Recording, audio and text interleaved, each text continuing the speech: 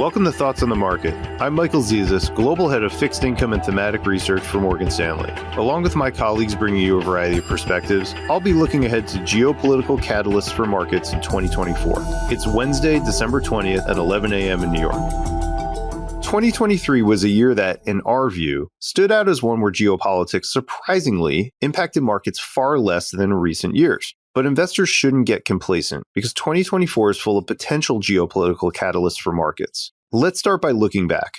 The year that was had plenty of potential catalysts that could have arisen from the political economy. The US flirted again with default by taking a painfully long time to raise the debt ceiling. Its credit rating suffered a downgrade along the way, but the volatility was barely noticeable in the equity and bond markets. Later in the year, a major military conflict broke out in the Middle East, creating a threat of major escalation and confrontation among nations both inside and outside the region, as well as disruptions to the global supply of oil. Still, markets shrugged, with the price of oil mostly keeping steady and major global equity indices continuing on their prior trend. How were markets immune to these events?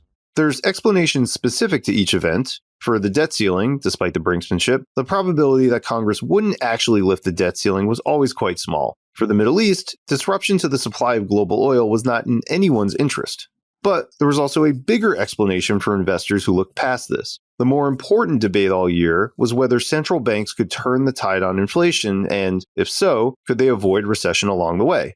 2024 should be a different story. The debate about inflation in developed markets looks increasingly settled, but the growth debate lingers. While our economists see the US avoiding a recession, or having a soft landing, recession remains a key risk, meaning even small impacts from geopolitical events could meaningfully shift investors' perceptions about whether positive or negative economic growth is the base case next year, with asset valuations shifting at the same time. And there will be plenty of events to watch. US elections are clearly one area of focus, with implications for Fed policy, global trade, and ongoing assistance to Ukraine, whose conflict with Russia continues to carry risk to the European outlook. But it's not just the US.